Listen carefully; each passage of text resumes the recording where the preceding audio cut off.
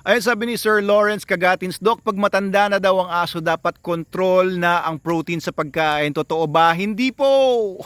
Kontrolin nyo yung mismong pagkain niya. Kasi alam nyo, pagka matanda na, kahit pag adult na, hindi mo na kailangan ng masyadong maraming pagkain.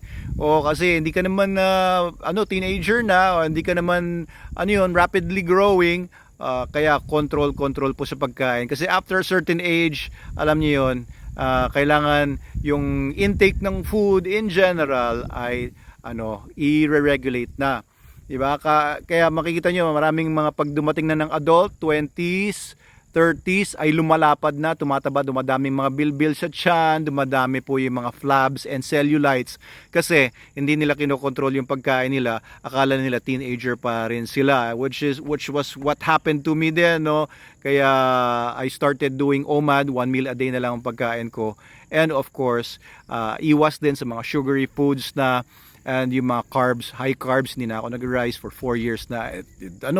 Laki ng binaba ng timbang ko. Ganon din po sa mga dogs natin, kailangan din po i-control in general yung mismong intake nila. Lahat, hindi dapat natin ginagawang mataba masyado yung mga aso natin. Dapat sakto lang yung pagkain nila. Kaya the best po is SD, and the best dog food in the multiverse.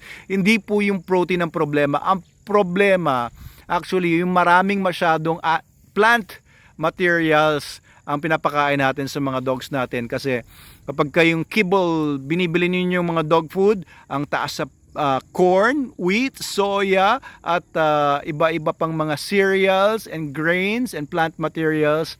Syempre, hindi naman po kasi herbivores ang mga dogs natin. Hindi naman kambing yan, manok o baboy o baka.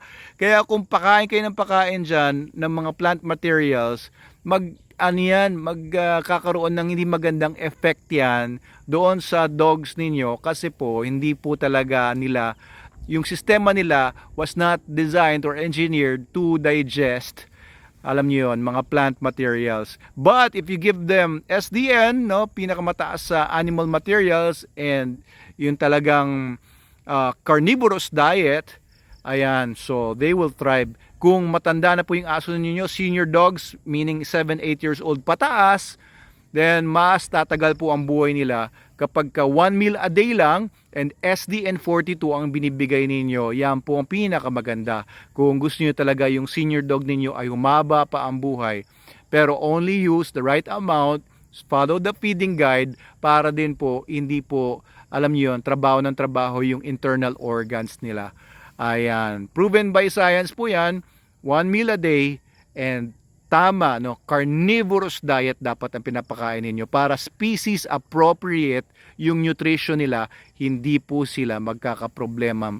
Alam niyo, pagka kasi mataas yung glycemic index, yung masyado mataas sa plant material and cereals, yung dog food diet ng aso ninyo ay magiging prone siya sa cancers, magiging prone siya sa diabetes at kung ano-ano pang mga ibang mga sakit.